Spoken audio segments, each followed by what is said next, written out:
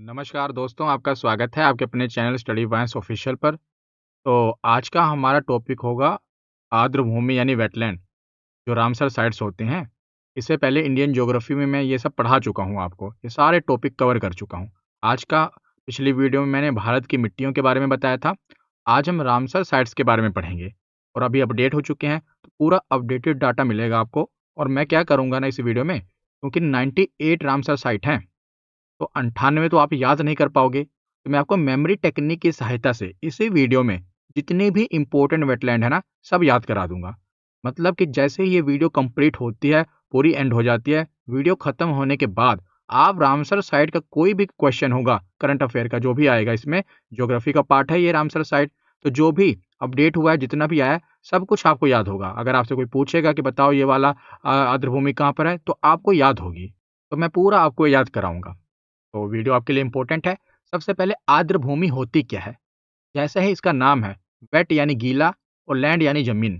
तो जो जो थोड़ी नमी वाली ज़मीन हो, गीली ज़मीन हो, सरल शब्दों में कहें तो वेटलैंड वह क्षेत्र होता है जहाँ जल और थल का मिलन होता है। जल यानी पानी और थल तो समझ ही रहे हो ज़मीन। यह ना तो पूरी तरह से सूखी ज़मीन होती है और ना ही पूरी तरह से गहरा समुद्र या झील। मतलब ये भी नहीं कि बहुत यहाँ पर पानी भरा हुआ झील के टाइप का गहरा समुद्र भी नहीं है और ना ही सूखी ज़मीन होती है। यह इकोटोन यानी 2 पारिस्थितिक तंत्रों के बीच का संक्रमण क्षेत्र होता है। यानी कि बहुत ज़्यादा गीला, जो कि समुद्र का एकदम पानी समझ लो कि भर गया है, तो वो वाला कि बहुत पानी है, और बहुत ज़्यादा सूखा, इसके बीच का संक्रमण क्षेत्र होता है। तो इसकी अगर हम परिभाषा देखें रामसर कन्वेंशन के अनुसार, तो वेटलैंड ऐसे क्षेत्र होते हैं जिनमें दलदल दलदल तो आप समझ ही रहे हो, नमी युक्त जो जमीन होती है। फेन पीटलैंड पीटलैंड फेन फेन पीटलैंड वही, मतलब कि एक तरह से दलदली ही जमीन।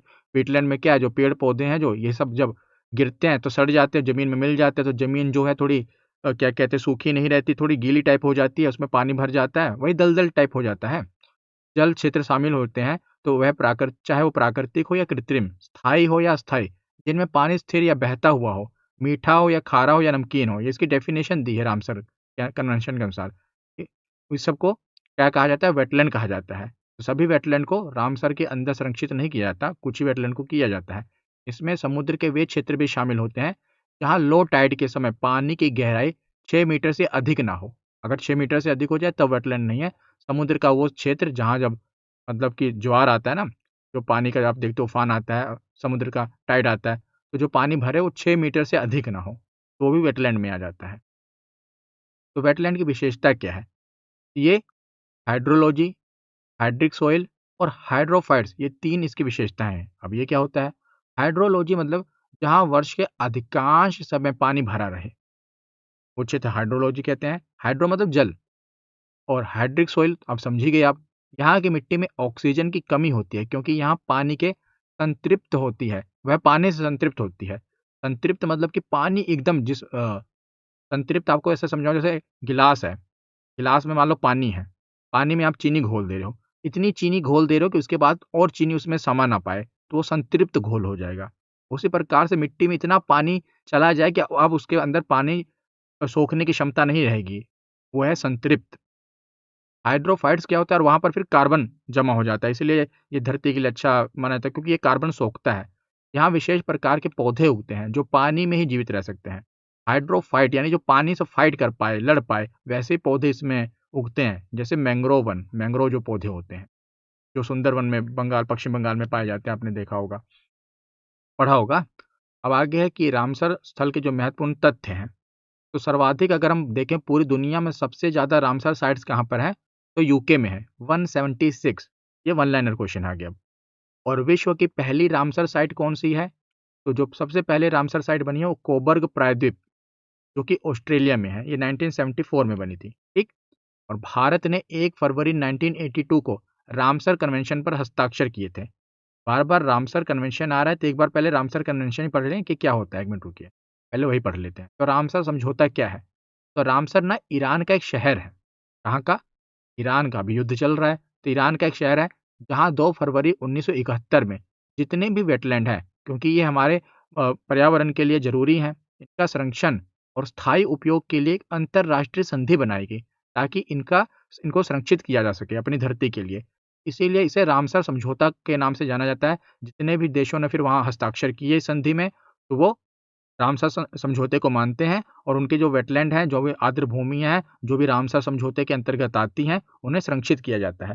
तो रामसर कन्वेंशन का उद्देश्य क्या है? दुनिया में महत्वपूर्ण वेटलैंड की सुरक्षा करना।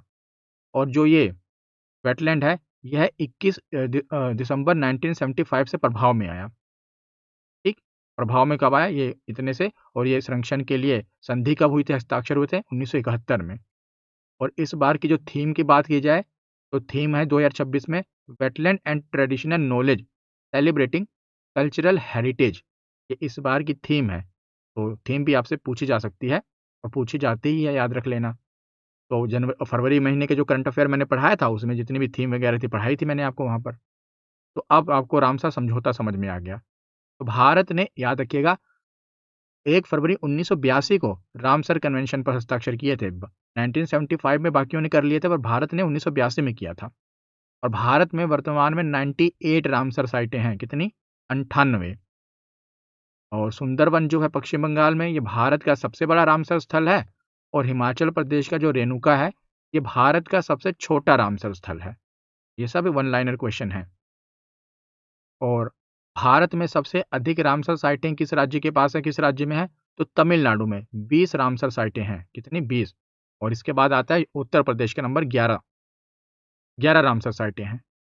और याद रखिएगा कि भारत की सबसे पहले किस आर्द्र भूमि को रामसर साइट का दर्जा मिला था?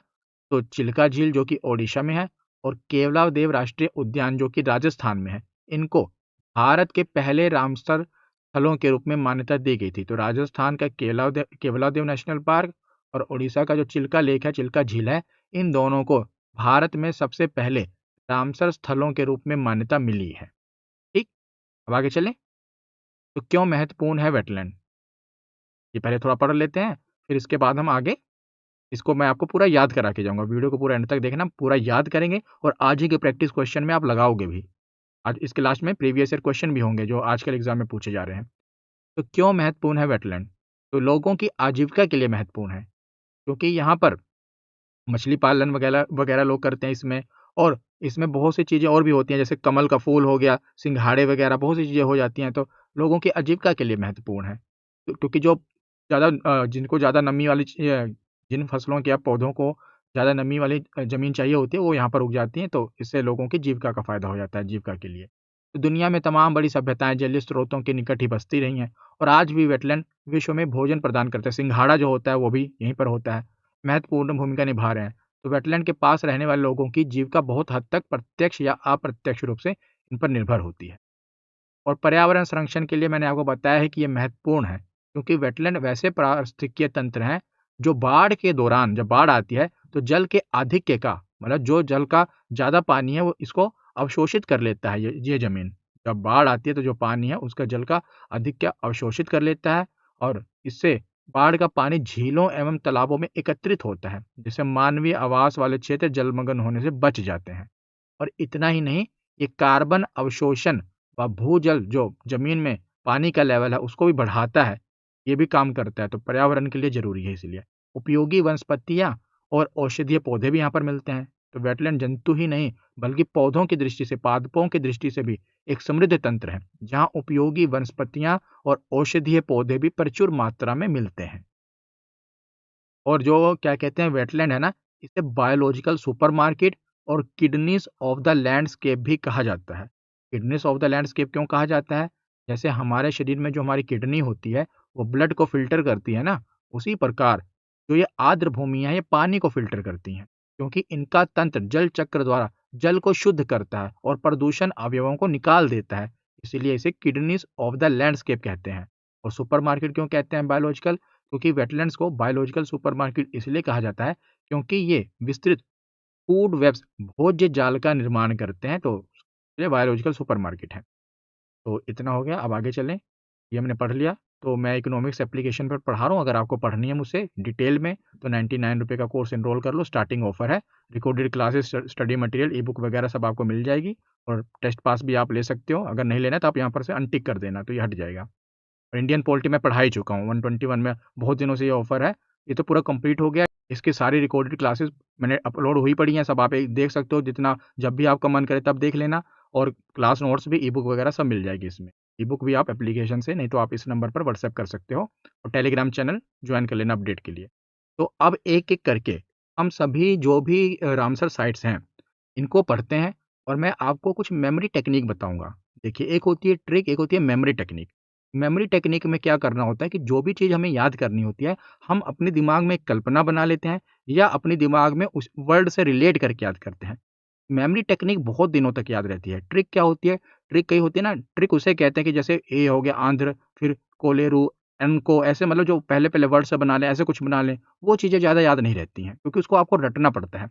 जैसे आप पीरियोडिक टेबल में देखते हो, और हमने पहली लाइन रटी होती है, फिर उसी से याद करते हैं, वैसे ही वो ट्रिक होती है। मेमोरी टेक्निक क्या होती है, मैं आपको बताता हूँ। मेमोरी टेक्निक में हम अपनी मेमोरी की सहायता से रिलेट करके याद करते हैं। जैसे ये आंध्र प्रदेश है, आंध्र प्रदेश में एक ही रामसर साइट है, कोलेरू झील।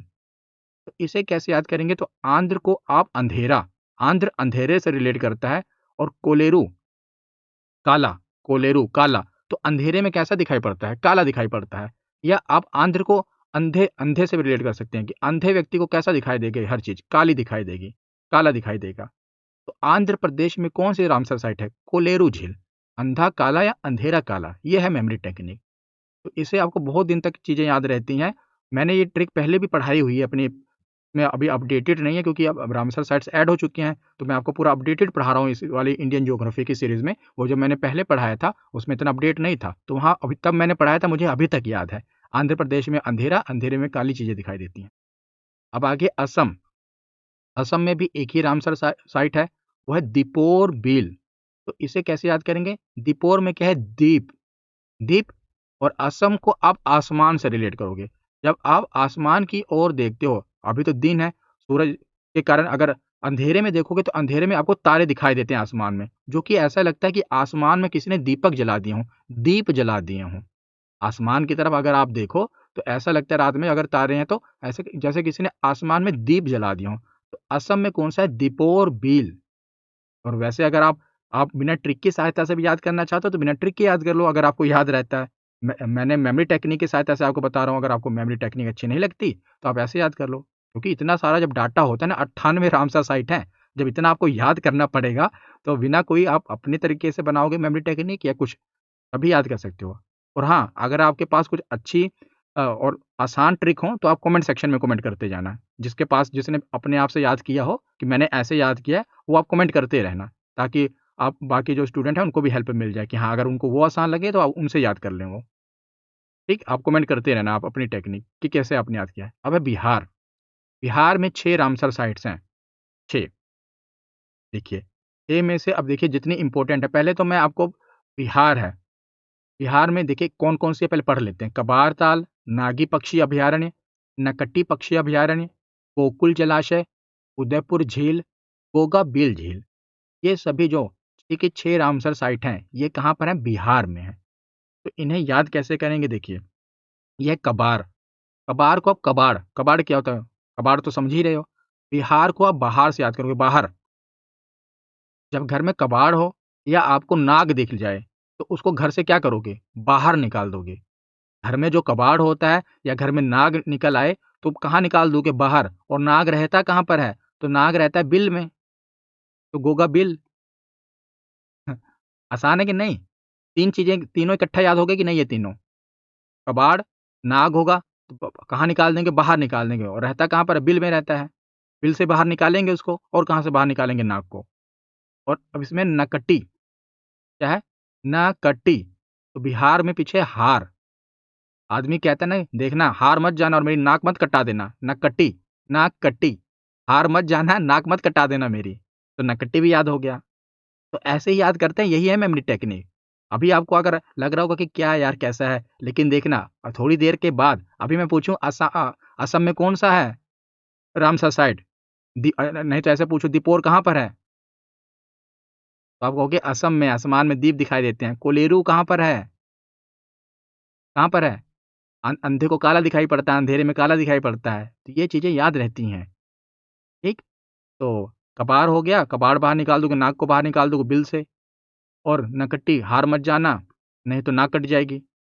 अब बचे दो गोकुल और उदयपुर, जिसमें से गोकुल ये ज़्यादा देखिए, कबार, नागी और नकटी यही तीनों ज़्यादातर रिपीट हुए हैं मोस्टली।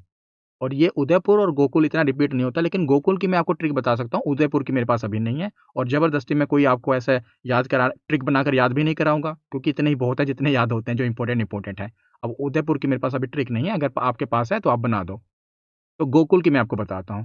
गोकुल में आप ऐसे देखो, गोकुल अगर आप अभी आपने जैसे पढ़ा गोकुल, आपके दिमाग में क्या है गोकुल?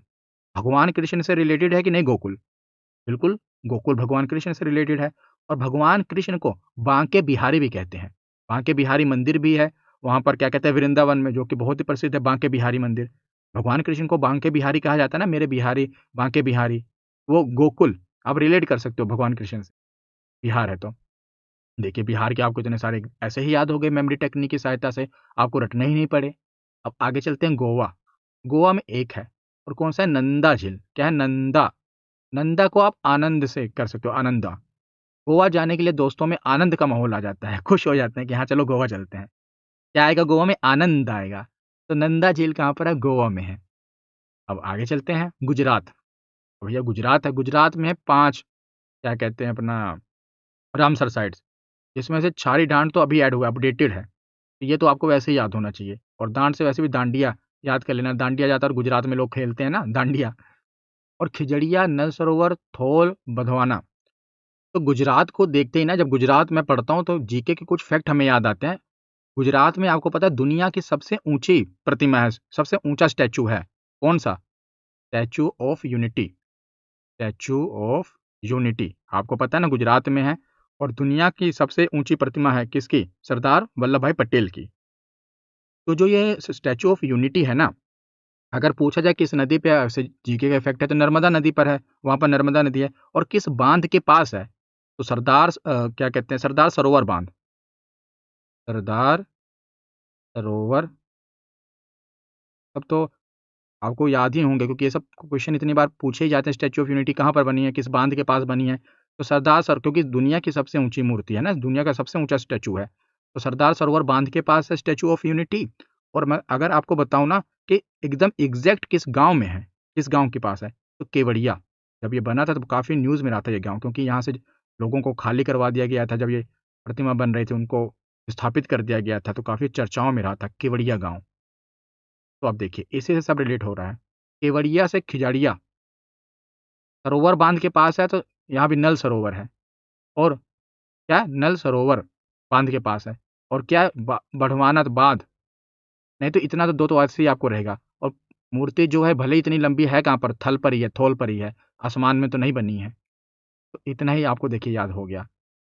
अब खिजड़िया, जब भी खिजड़िया आ रहा है तो केवड़िया से रिलेट कर रहा था, खिजड़िया केवड़िया। और मूर्ति है तो सरदार सरोवर बांध के पास है, तो सरोवर ऐसे रेट करा, थल पर ही होगी, ऊपर तो होगी नहीं। ये डांड तो मैंने ऐसे ही आपको याद कराया था, डांडिया खेलने से गुजरात में लोग खेलते हैं। तो ये इतने ऐसे इंपॉर्टेंट याद हो गए। बधवाना अगर आपको नहीं भी याद आता, ऐसे पढ़ लेना, क्योंकि इसका वैसे मैंने बांध पढ़ लिया था कि कौन सा बांध है, तो बधवाना वर्ड से बांध रिलेट कर लिया था।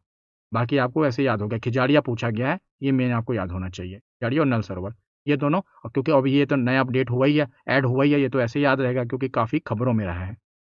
इतने आपको रिलेट करके याद हो गए। अब आगे हरियाणा। हरियाणा में 2 रामसर साइट हैं, सुल्तानपुर और भिंडावास। तो सुल्तानपुर से, सुल्तान जो मूवी है, उसमें कौन है? सलमान खान। और उसमें वो क्या कहते हैं, पहलवान बने हुए हैं। तो वो कहाँ की मूवी है? हरियाणा के पहलवान है ना वो, उससे आप रिलेट कर पाओगे। हरियाणा की ये मूवी हरियाणा बेस ही है। जो पहलवान है, रेसलर बने हुए हरियाणा के ही हैं। आपने मूवी देखी ही होगी, तो उससे रिलेट हो गया। और जो भिंडा में भिंडी साउंड कर रहा है, भिंडी, भिंडा कौन से कलर की होती है? तो हरी कलर की होती है भिंडी। और कौन से कलर की होती है? तो दोनों ये याद हो गए। ये होती है मेमोरी टेक्निक। मुझे बहुत समय लगा था इन सब चीज़ों को बनाने में। अभी आपको आसान लग रहा है क्या-क्या है, लेकिन जब आप बनाने बैठोगे ना, बहुत टाइम लगता है इन सब कुछ चीज़ों को बनाने में। और मुझे तो याद हो चुकी हैं चीज़ें, मैंने पहले की ट्रिक बनाई हुई है, मुझे अभी तक याद है ये सब। हिमाचल प्रदेश, जब मैं हिमाचल पढ़ता हूँ ना, तो मेरे दिमाग में आता है हिम का आँचल। वैसे है भी वही चीज़। हिम यानी बर्फ़, आँचल, जहाँ बर्फ़, जो धरती का वो हिस्सा जिसकी आँचल में बर्फ़ बिछी हो, वो है हिमाचल। हिम जिसके आँचल में बिछा हो, तो हिम आँचल। अब देखिए, जहाँ पर बर्फ ही बर्फ है, वहाँ पर अगर आप, रेणुका लेक है यहाँ पर, रेणुका पहले पढ़ लेते हैं। चंद्रताल, पोंग डैम और रेणुका झील, ये 3 हैं। जहाँ पर बर्फ़ अगर वहाँ पर आप रन करोगे, दौड़ोगे, तो क्या करें दौड़ोगे तो क्या हो जाएगा? आपके जो पग हैं, पैर हैं, वो जम जाएँगे। बर्फ़ पे अगर आप रन करोगे, दौड़ोगे तो आपके पैर क्या हो जाएँगे? जम जाएँगे, है ना? बंध जाएँगे। पोग पोंग का पग हो गया और रेणुका का रन हो गया। ये 2 आपको ऐसे याद हो जाएँगे। और चंद्र, ताल, तो देखिए हिमाचल प्रदेश में हिम का आँचल, जब हिम का आँचल आप उस धरती को देखोगे तो आपको एकदम सफ़ेद चादर दिखाई देगी, क्योंकि बर्फ़ से ढकी हुई है। वैसे ही चंद्र ताल का कोई ट्रिक बन नहीं रही थी, तो मेरे दिमाग में अभी याद है वैसे मुझे, लेकिन जब मैंने उस समय बनाया था तो कि चंद्रमा को अगर आप ताल में देखोगे, तो ताल भी सफ़ेद दिखाई देता है, क्योंकि चाँदनी के कारण।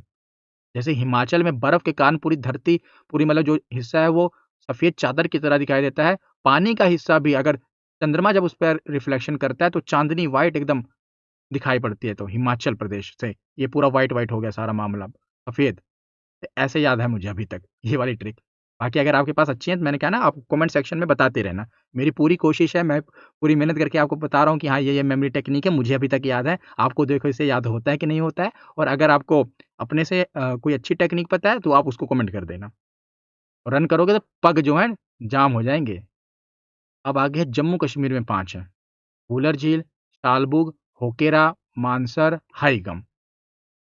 तो मुझे, हाँ, मुझे अभी भी याद है जब मैंने ट्रिक बनाई थी ना, उस समय अनुच्छेद 370 हटा था जम्मू कश्मीर से, तो मुझे उस समय एक ताज़ा-ताज़ा उसी से रिलेट करके ट्रिक बनाई थी। तो पहले तो वूलर देखिए, जम्मू कश्मीर में आपको पता है कि ज़्यादातर ठंडी ही रहती है। कश्मीर लोग घूमने जाते हैं तो ज़्यादातर वहाँ गर्म मौसम नहीं होता, ठंडा ही होता है, बर्फ़बारी भी होती है। तो कश्मीर में अगर आप जाओगे, तो गर्मी के कपड़े लेकर जाओगे कि ठंडी के? ठंडी के पहन के जाओगे ना तो वूल, वूल क्या होता है? ऊन। ठंडी कपड़े पहन के जाओगे, वूल की शाल लेके जाओगे, ऊपर शाल ओढ़ के जाओगे वूल की, ये दोनों हो गए। और और 370 से क्या रिलेट किया था मैंने, देखिए जब पहले आपको पता था अनुच्छेद 370 लगा था, जिसे सब धारा 370, धारा 370 कहते थे न्यूज़ मीडिया में। तो जब ये हटा 370, वैसे भी जम्मू कश्मीर हमारे भारत का अभिन्न हिस्सा है, लेकिन कुछ-कुछ चीज़ें आपको पता था, उनका अलग संविधान था, बहुत से रूल वहाँ पर लागू नहीं को होते थे। तो एक तरह से लगता था हमारा होके भी हमारा नहीं है। तभी तो हमने हटाया 370 कि हम एक तरह से पूरा हमारा अब होके रहा। पूरा जम्मू कश्मीर अब हमारा होके रहा। जब पूरा जम्मू कश्मीर हमारा होके रहा, तो पाकिस्तान गम में चला गया, हाई गम में, छोटे-मोटे गम में नहीं, हाई गम में चला गया भैया। ये क्या कर दिया भारत ने, 370 क्यों हटा दिया? वो पूरे गम में चला गया और हमने कहा अब जम्मू कश्मीर हमारा पूरी तरह से होके रहा। और जम्मू कश्मीर को हम कहते हैं कि ये हमारा मान-सम्मान की लड़ाई है। मान, और है किस पर? सर पर। हमारे सर का मान है जम्मू कश्मीर, सर का ताज है। देखिए, याद हो गया कि नहीं याद हो गया? मुझे अभी तक याद है इतने सालों से। आपको कैसे याद नहीं होगा? फिर से देखिए। मैंने कहा ना आज आपको सबको याद करा के जाऊँगा। जम्मू कश्मीर में क्या पड़ती है? ठंड पड़ती है। कौन सी शॉल लेकर जाओगे? वूल की, गरम वूल की शॉल ले जाओगे, ऊन की। जब 370 हटा, पाकिस्तान को कैसा गम लगा? हाई गम लगा। हमने कहा आज से जम्मू कश्मीर हमारा होके रहा पूरी तरह से। पहले भी था, अब तो हम कह सकते हैं कि पूरी तरह से होके रहा। अब पूरे भारत में एक संविधान है, एक झंडा है, हर चीज़ एक है। और हमारे सर का मान तो है ही जम्मू कश्मीर। हमारे देख ही रहे हैं मैप पे, सर का मान है जम्मू कश्मीर। पूरा आपको याद हो गया। अब आगे चलते हैं कर्नाटक। कर्नाटक में आप देखोगे ना तो यही वाला पूछा जाता है। रंगनाथ टू पक्षी अभयारण्य, अंकसमुद्र, अघनाशिनी, मगधी और रंगनाथ टू पक्षी अभयारण्य, ये कर्नाटक की रामसर साइट है। और अगर कोई व्यक्ति नाटक करता है ना, कर्नाटक में जब पढ़ो तो नाटक बहुत आता है देखने भी, नाटक देखा नहीं, कर्नाटक नाटक। तो नाटक अगर कोई व्यक्ति करता है तो वो बहुत सारे रंग दिखाता है। तो कोई व्यक्ति अपने बहुत सारे, हर व्यक्ति के शख्सियत के, उसका बहुत सारे रंग होते हैं, लाइक एक तरह का नहीं होता। तो वो अब जो कहते हैं ना यार नाटक कर रहा है, अभी तो किसी और तरह था, अब किसी तरह और तूने रंग बदल लिया। कहते हैं ना रंग बदल रहा है व्यक्ति, तो क्या कर रहा है? नाटक कर रहा है। तो रंगनाथ पक्षी अभयारण्य कर्नाटक का है, यही सबसे इम्पोर्टेंट भी है। वैसे अंक समुद्र है, बाकी अघनाशिनी है और मगधी है। तो ये क्योंकि ज़्यादातर एग्ज़ाम में जब भी आया तो यही वाला पूछा गया है, तो ज़्यादा आपके दिमाग में लोड भी नहीं डालना है, जो पूछा जा रहा है वही पढ़ते रहो। अब है केरल। केरल के भैया तीनों इम्पोर्टेंट हैं।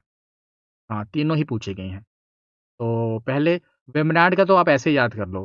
कुछ चीज़ें ना ट्रिक बनाए बिना भी याद किया करो, क्योंकि ये जीके का फैक्ट है। भारत की जो सबसे लंबी झील है वो वेम्बनाड झील है, वो केरला में है। मुझे याद है, आपको भी याद होनी चाहिए ये, क्योंकि ये तो जीके का ही फैक्ट है। अब है अष्टमुडी और सस्थमकोट्टा। ये आप ऐसे याद करो, जब केरल है ना, केरल, केरल का जो नाम है ये करेला, केरल करेला से रिलेट करो। केरल करेला, जब घर में करेला बना होता है, मम्मी कहती है करेला खा लो, तो कई लोगों को हो सकता है करेला पसंद हो, पर ज़्यादातर करेला पसंद नहीं होता है। तो जब हम करेला कहते हैं खाओ, तो क्या होता है, हम अपनी मुड्डी हिलाते हैं। मुड्डी, अष्टमुड्डी में क्या मुड्डी, मुड्डी हिलाएंगे, नहीं हम नहीं खाएंगे। मम्मी कहेंगे खाना तो पड़ेगा, बना ही करेला और क्या खाओगे। तो हम क्या करते हैं, अपनी सांस थाम कर फिर खा लेते हैं। तो केरल का आपको याद हो गया ना, केरल का आप करेले से रिलेट करोगे, और करेला खाते समय आप क्या हिलाते हो, मुड्डी हिलाते हो कि हम नहीं खाएंगे। मम्मी कहेंगे खाना पड़ेगा, तो फिर सांस थाम के खाओगे। तो सस्थम कोट्टा अष्टमुडी केरल में है, और वेम्बनाड झील तो मैंने आपको बताया कि भारत की लंबी झील है सबसे, तो वो केरल में है ही। अब है लद्दाख। लद्दाख में 2 रामसर साइट हैं, और वैसे भी जब भी लद्दाख के कहीं पर भी आगे ऐसे सो लिखा हो ना, आता तय पर इसे सो पढ़ते हैं, तो कार या सो मोररी, तो वो लद्दाख में ही होगी। ये वैसे ही याद रखो। और वैसे भी अगर आपको पढ़ना ही है, ट्रिक बनानी है, तो लद्दाख में क्या है, लद्दा, लद्दा को पढ़ लो गद्दा, गद्दा। और गद्दे पे आदमी क्या करता है, सो जाता है। सोने के लिए गद्दे की जरूरत है कि नहीं है। तो लद्दाख में 2 रामसर साइट हैं, सोकार और सो मोरिरी। अब मध्य प्रदेश में 5 रामसर साइट हैं। कौन कौन सी, भोज, साक्य, तिरपुर, यशवंत और तवा। जिसमें से ना, देखिए, वैसे ही पढ़ लेना सारी ही, लेकिन भोज वाली और सिरपुर, ये मतलब एग्जाम में ज़्यादा रिपीट हुई हैं।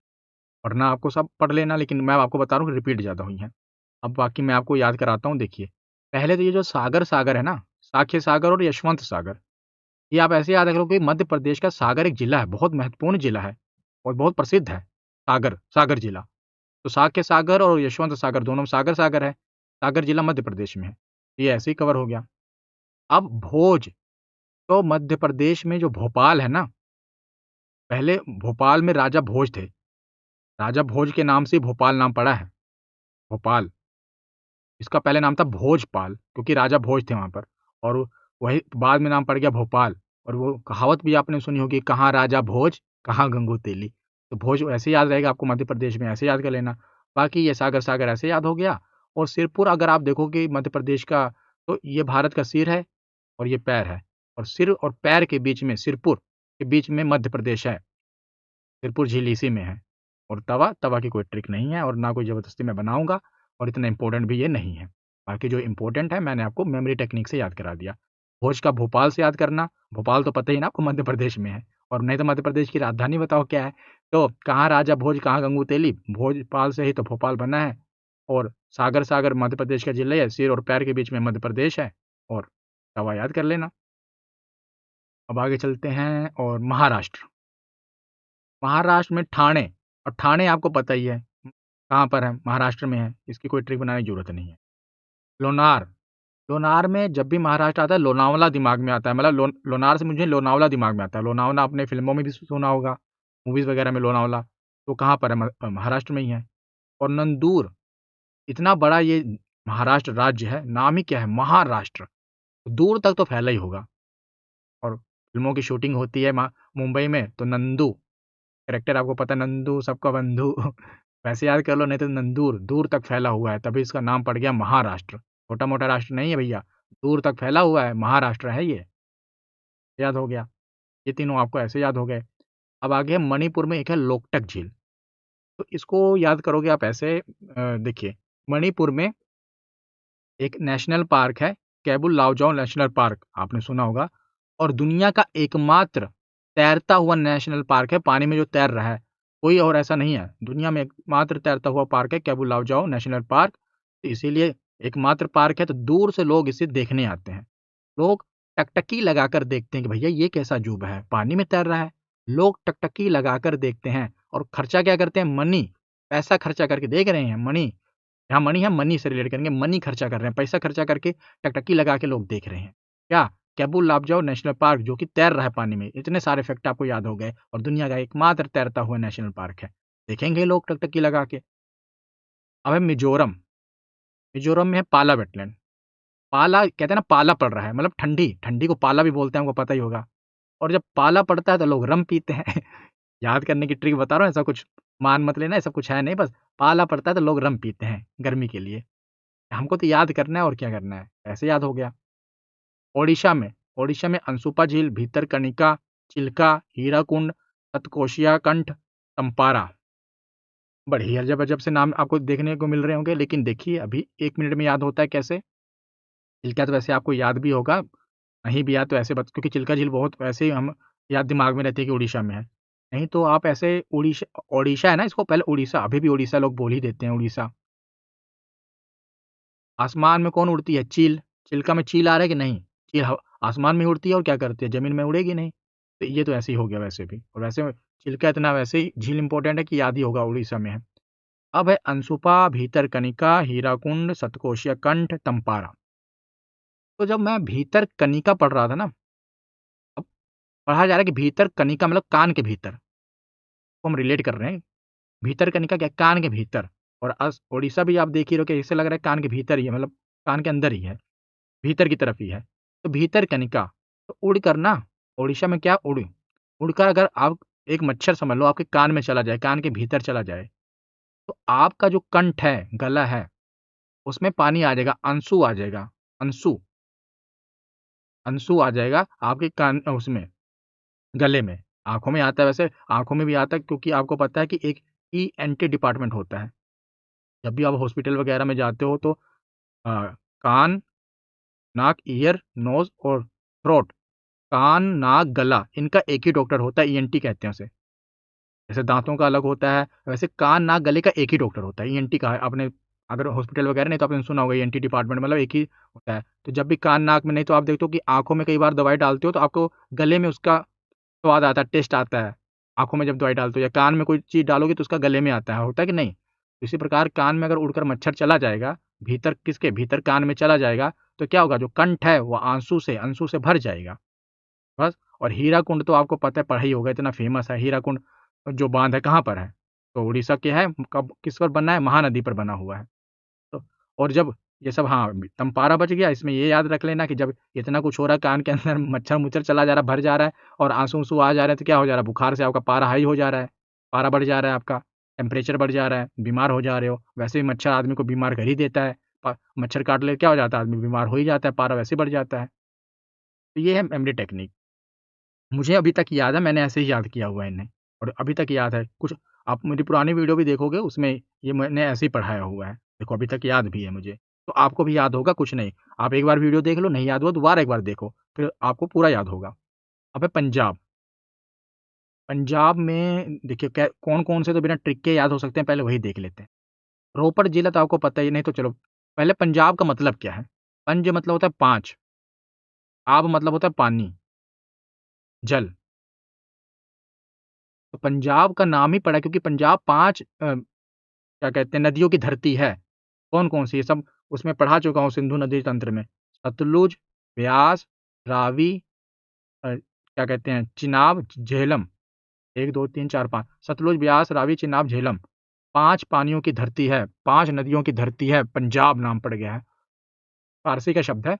तो ब्यास तो नदी वैसे ही है पंजाब में, और जब आप बहुत रो पड़ोगे तो क्या होगा? आँखों से पानी, आँसू निकाल-निकाल के पूरा भर दोगे, पानी-पानी कर दोगे। रोने से पानी निकलता है आँसों से, आँखों से। रोपड़ भी ऐसे ही हो गया। और जहाँ 5-5 नदियों की धरती है, वहाँ पर जल की कमी होगी? नहीं होगी। जल, कांजलि, इतना जल वैसे मिल जाएगा। देखो कुछ भी मतलब अलग से बनाने की ज़रूरत ही नहीं पड़ रही है। बस आपने एक नाम निकाला, इसका अर्थ से ही इतने तो ये ऐसे ही याद हो गया। ब्यास, सतलुज, ब्यास, रावी, चिनाब, झेलम मैंने आपको बताया। कांजलि इसमें जल है ही है, और रो पड़ोगे तो आँखों से पानी ही निकलेगा। ये तो नाम से सब क्लियर है। अब कौन-कौन से बचे? केशवपुर। केशवपुर में क्या? केश। केश आपको पता है बालों को कहते हैं ना, जो बाल। और पंजाब में आपको पता होगा कि जो है धर्म से भी रिलेटेड है कि बड़े-बड़े केश रखते हैं, तभी तो पगड़ी बाँधते हैं। सर पर केश रखते हैं पंजाब में, आपको पता है जो सरदार होते हैं, सिख होते हैं, वो सर पर केश रखते हैं, बड़े-बड़े केश रखते हैं, पगड़ी बाँधते हैं। केशवपुर से ये हो गया पंजाब से। अब बचा कौन? हरिके और नांगल।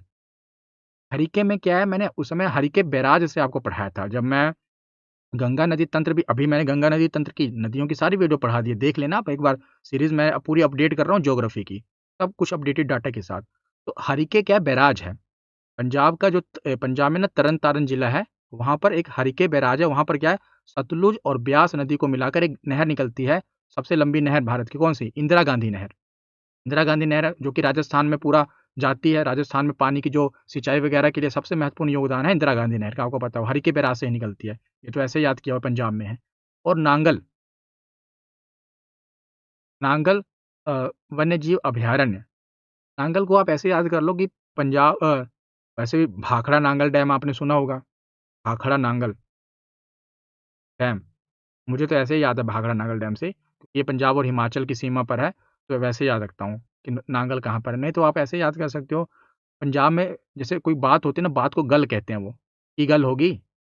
क्या बात हो गई, मतलब वो बात को गल कहते हैं, गल की गल होगी, क्या क्या बात हो गई, मुझे ऐसे याद है। बाकी आपको जैसे याद करना, बाकी तो आपको सब याद करा ही दी है। अब आगे चलते हैं, राजस्थान, राजाओं का स्थान। यहाँ पर 5 नेशनल पार्क हैं, केवलादेव, सांबर, खीचन, मिनार, सिलीसेरा। ये दोनों इंपॉर्टेंट है, सबसे ज़्यादा इंपॉर्टेंट केवलादेव है। मैं आपको साथ साथ में बताता भी रहता हूँ, क्योंकि मैं देखता हूँ ना प्रीवियस ईयर में क्या क्या पूछे गए हैं। सबसे ज़्यादा ऊपर वाले 2 इंपॉर्टेंट हैं, तो वही देखते हैं, बाकी भी देखते हैं, कोशिश करते हैं। पहले ये ट्रिक देखते हैं, केवलादेव को कैसे याद करेंगे। तो राजस्थान का नाम ही बना है राजाओं के स्थान से, जहाँ पहले राजा महाराजाओं का राज था पूरे राजस्थान। तो आपको पता है कि राजा का जो अब के समय में तो छोड़ दो, अब तो कोई राजा महाराजा, भारत में डेमोक्रेसी है। पहले राजा के बाद राजा का जो स्थान था ना, देवता के स्थान के बराबर होता था।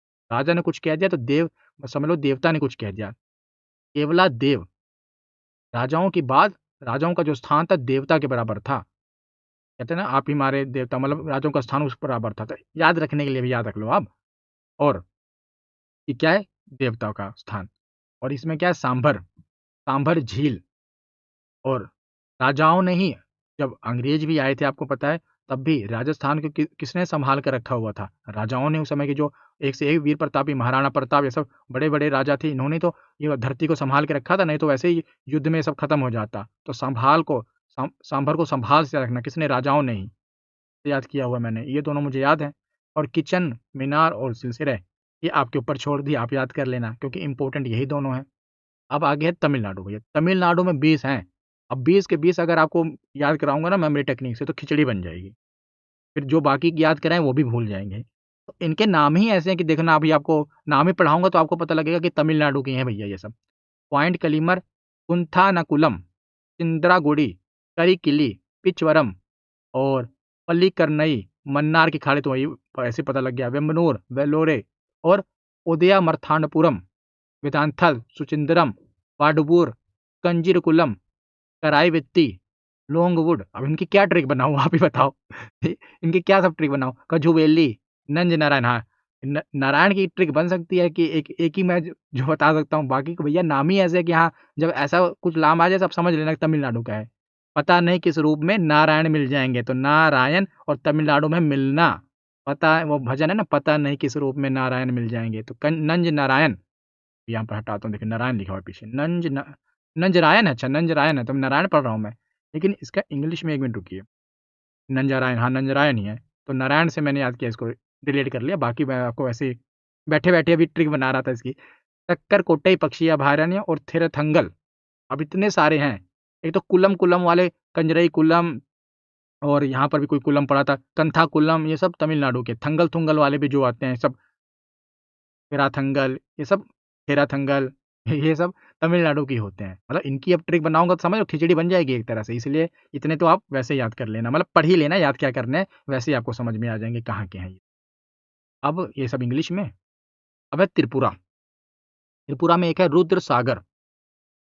तो रुद्र को आप, हाँ, रुद्र जब भी दिमाग में आता है, अगर जितने भी हमारे भगवान हैं, रुद्र रूप किसका है? भगवान भोलेनाथ को रुद्र भी कहते हैं ना, रुद्र रूप धारण किया है। तो और उनको त्रिपुरारी भी कहते हैं। भगवान भोलेनाथ को त्रिपुरारी कहा जाता है कि नहीं? त्रिपुरारी उन्हीं के नाम है, भगवान भोलेनाथ की। त्रिपुरारी, रुद्र, ऐसे रिलेट कर लो, याद है। और जैसे वैसे भी जब त्रिनेत्र खोलते हैं तो रुद्र धारण कर लेते हैं, रुद्र अवतार एकदम। याद, ऐसे याद है मुझे। और अब है उत्तर प्रदेश। चलो भैया वो यूपी में आते हैं। 11 रामसर साइट हैं। तो अब सब इम्पोर्टेंट तो है नहीं है। हाँ, ये पटना वाला ना याद रख लेना, क्योंकि पटना और धरी ढांडी ये वाला जो अभी गुजरात में था, इन दोनों को अभी ऐड किया गया है। ये तो आपको वैसे न्यूज़ में होगा तो याद, करंट अफेयर में ये तो ऐसे याद होगा, ठीक है। क्योंकि पटना वाला और मैंने आपको बता रहा धारी ढांड वाला, जो मैंने डांडिया से रिलेट करा था, ये दोनों को अभी अपडेट किया गया है, अभी शामिल किया गया है। तो करंट अफेयर का ही है। अब आगे चलते हैं भैया, देखते हैं क्या क्या है। ऊपरी गंगा, नवाबगंज, समन पक्षी, समसपुर, सांडी, सरसाई, पार्वती अर्गा, सूर सरोवर, हैदरपुर, बखीरा, इतने सारे हैं। और लगभग लगभग मैंने देखा है सब एग्जाम में पूछे गए हैं। भले ही अब 10-11 जो मर्जी हो पूछे गए हैं सब। तो इनके अब बनाते हैं ट्रिक, देखो कैसे। मुझे जितना याद आ रहा है सब उनका याद है सब कुछ। हाँ, उस समय जब मैंने ट्रिक बनाए थे ना तो योगी जी की सरकार आई थी।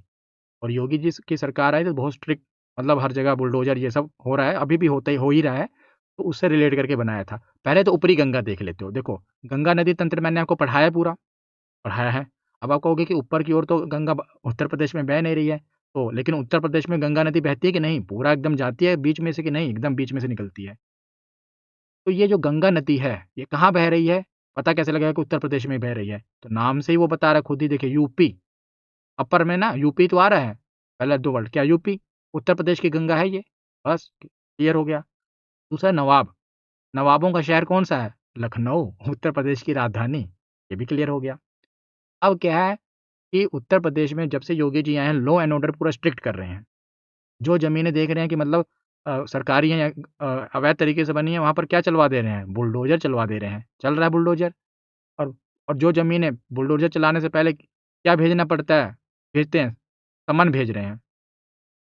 समन भेजते हैं ना कि हाँ भैया ऐसा बताओ कैसे, नोटिस वगैरह भेजते हैं। नहीं तो फिर क्या चल रहा है? बुलडोज़र चल रहा है। हर जगह जब से, और इसीलिए जब से योगी जी आए हैं, सबके बीच में क्या है? जिन्होंने भी अवैध जगह या लॉ एंड ऑर्डर को नहीं फ़ॉलो कर रहे हैं, उन पे डर, हैदर में क्या है? डर। नाम में मत जाना, बस डर ही याद रखना कि डर मचा हुआ है कि हाँ लोगों में। जैसे-जैसे मैंने याद किया वैसे आपको बता रहा हूँ। और अलग तरीक़े से बखीरा, यहाँ पर पंजाब में बखेड़ा कहते हैं कि हाँ कोई चीज़ एकदम जो उलझ जाए, कहते हैं बखेड़ा मचा हुआ है हर जगह। ये तो वैसे भी नहीं भी याद है, तब भी हैदर में डर तो याद रहेगा ना, जब से योगी जी आए हैं, हर जगह मतलब कि जितने भी अपराधी हैं, जिन्होंने भी अवैध कब्ज़ा किया, सब में डर का माहौल है। ठीक? पार्वती अर्गा में आप देखिए, जब अर्गा पढ़ रहे हो तो अर्गा देखते ही थोड़ा आगरा लग रहा है। अर्गा, आगरा, ये जी थोड़ा आ गया, आगरा बन जाएगा।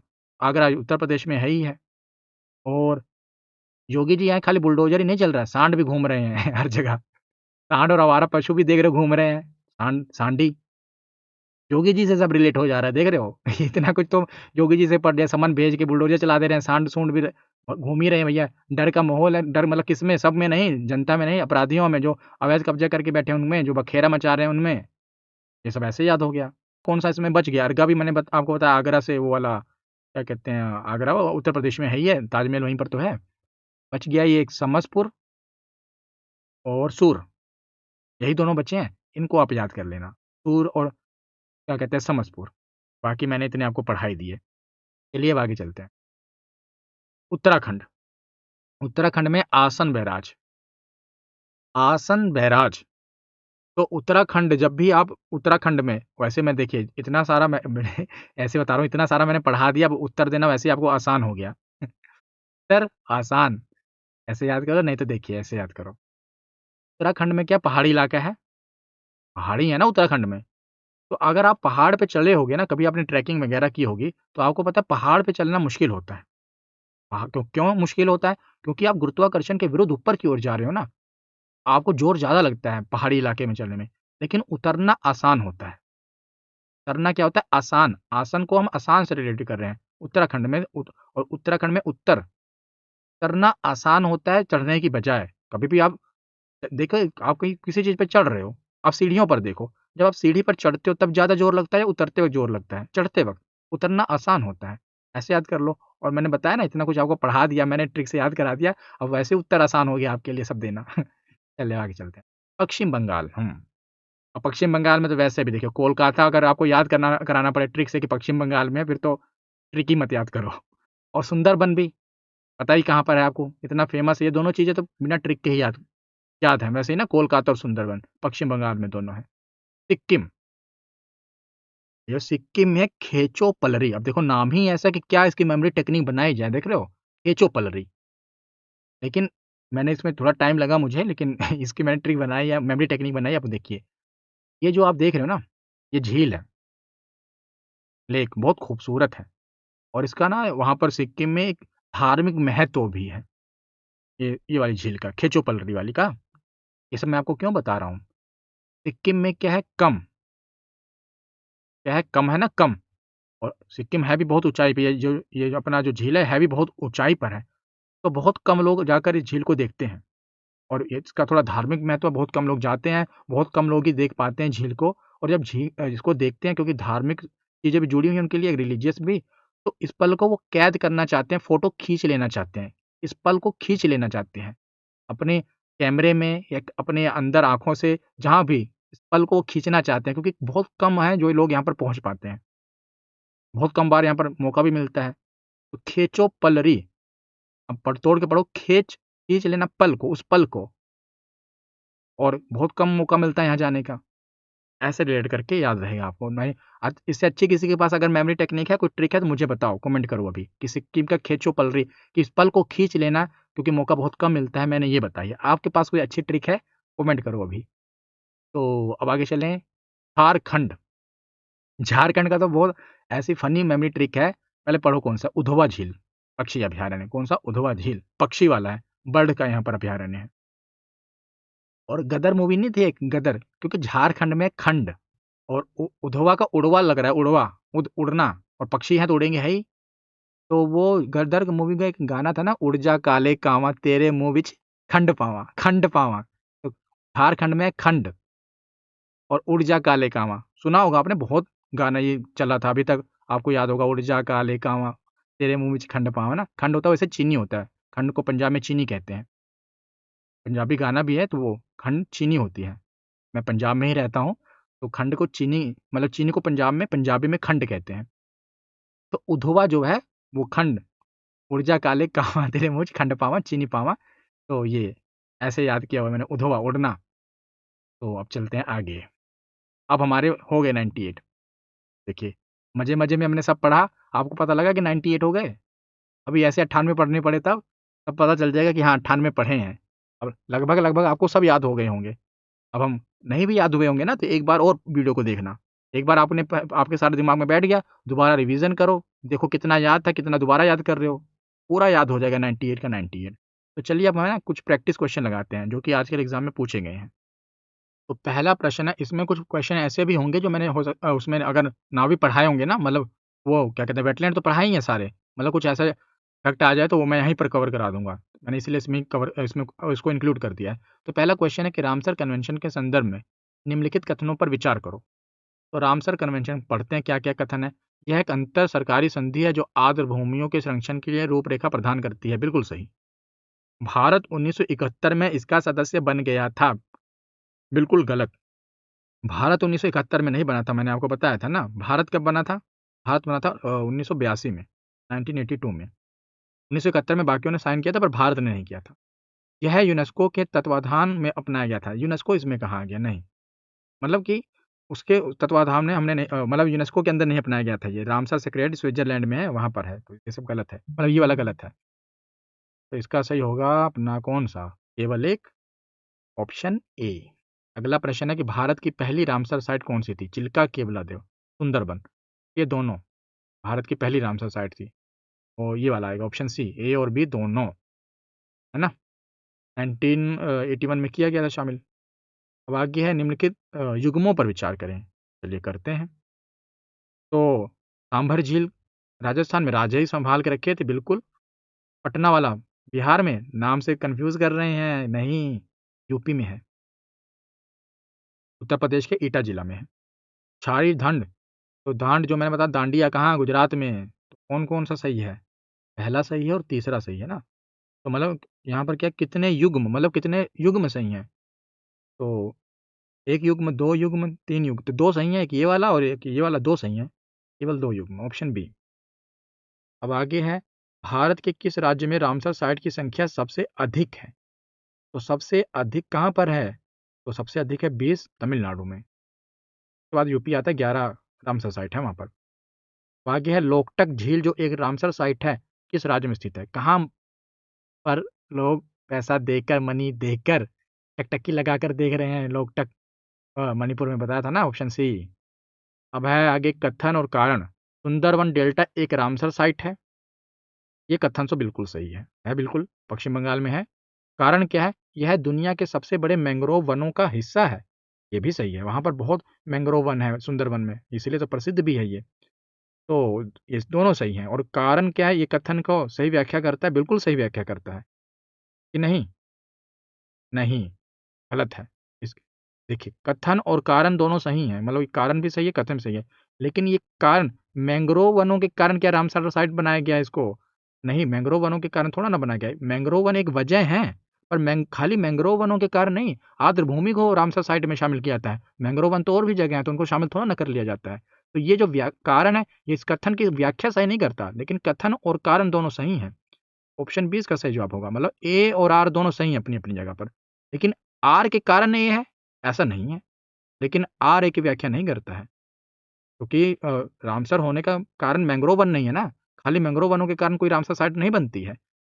वेटलैंड का एक इम्पोर्टेंस अलग इम्पोर्टेंस है। तो ऑप्शन बी, भारत की ये आजकल ऐसे क्वेश्चन पूछे जाते हैं, भारत की नई रामसर साइट नंजरायन, पता नहीं किस रूप में नारायण मिल जाएंगे। मिलना, ऑप्शन बी का सही जवाब होगा। नल सरोवर, सरदार सरोवर कहाँ पर है? आप ही बताओ। गुजरात में है। ये जब आता है कितना अच्छा लगता है ना क्वेश्चन लगाने में। निम्नलिखित में से कौन सा स्थल लद्दाख में स्थिर, मैंने कहा था जब भी लद्दाख में एक चीज बताई थी ना, जो भी होता है कि लद्दाख में आता है वो। तो अब रामसर साइट पूछेगी कि कौन सी है रामसर साइट जो लद्दाख में थी, ये सो मोर्री वाला। वैसे भी लद्दाख गद्दा गद्दे पे सो जाओगे। काबर ताल, कबाड़ कहाँ क्या करोगे, कबाड़ का निकाल कर बाहर फेंक दोगे और क्या करोगे? बाहर, ऑप्शन बी। अब आगे चलें। भारत में किस वर्ष सबसे अधिक रामसर साइट जोड़ी गई? देखिए मैंने कहा था ना कुछ क्वेश्चन है जो मैं ये क्वेश्चन नहीं पढ़ा है, अब यहाँ पढ़ा देता हूँ। अगर वैसे देखिए आप लगाइए, आपको पता है कि कौन सा है, किस वर्ष में सबसे अधिक रामसर साइट जोड़ी गई हैं? तो ये था अपना 2022, 2022 में जोड़ी गई थी। लगभग 28 रामसर साइट जुड़ी थी 2022 में, सबसे ज़्यादा थी। ऑप्शन बी इसका सही जवाब होगा। अब आगे चिंत्रागुडी पक्षी अभयारण्य किस राज्य में है? तो मैंने आपको बताया था ना, जो नहीं पढ़े हैं कुछ अजीब से हों, तमिलनाडु में है। Option B Chintragudi. अब वैसे भी याद कर लेना क्योंकि पूछा ही गया, डा डी डू वाला तमिलनाडु वाला। अब अगला क्वेश्चन है कि भारत में रामसर साइट्स की वर्तमान स्थिति के संदर्भ में निम्नलिखित कथनों पर विचार करो। ठीक है। फरवरी 2026 तक भारत में कुल रामसर स्थलों की संख्या 98 हो गई है। बिल्कुल जी, हो गई है। भारत नेटवर्क के मामले में दुनिया में तीसरे और दक्षिण एशिया में पहले स्थान पर है। तो ये भी बिल्कुल सही है। मतलब कि रामसर साइट के मामले में ना, भारत जो है दुनिया में तीसरे नंबर पर है। नंबर 1 पर यूके है, मैंने आपको बताया था, 176 सबसे नंबर 1 पर है, और नंबर 2 पर मैक्सिको है। भारत तीसरे नंबर पर आता है और साउथ एशिया में, दक्षिण एशिया में पहले नंबर पर आता है। तो भारत नेटवर्क मामले में सही है वाला, ऑप्शन बी इसका सही जवाब होगा। आगे है तमिलनाडु राज्य में वर्तमान में सर्वाधिक रामसर साइट स्थित है। ये भी सही है, 20 तो हैं, भारत में सबसे ज़्यादा है। यहाँ पर तो तीनों ही कथन सही हैं। ऑप्शन डी 1, 2 और 3 सभी। अगला प्रश्न है, आर्द्र भूमियों को अक्सर प्रकृति का गुर्दा कहा जाता है। बिल्कुल कहा जाता है, पानी को शुद्ध करते हैं। आर्द्र भूमियां जल चक्र के भीतर पोषक तत्वों के पुनर्चक्रण और प्रदूषकों को छानने का कार्य करती हैं। बिल्कुल। अब देखिए यहाँ पर जो कारण और कथन की सही व्याख्या कर रहा है, प्रदूषण को छानना काम है, इसीलिए इसको प्रकृति का गुर्दा कहते हैं। जैसे हमारा गुर्दा जो है खून को छानता है, रक्त को। ये कारण, कथन और कारण भी सही है और कारण कथन की सही व्याख्या भी करता है। इसका सही जवाब कौन सा होगा? इसका सही जवाब होगा ऑप्शन ए। ये जो वीडियो की पीडीएफ है ना, आपको एप्लीकेशन पर मिलेगी, फ्री है, ज्योग्राफी पीडीएफ वहाँ पर होगा, वहाँ पर सब पीडीएफ अपलोड कर दी जाएंगी, पहले वाली अपलोड है। तो आज की वीडियो यहीं पर खत्म होती है, पूरा मैंने पढ़ा दिया, प्रैक्टिस क्वेश्चन लगा दिए। अब मिलते हैं नेक्स्ट वीडियो में, धन्यवाद।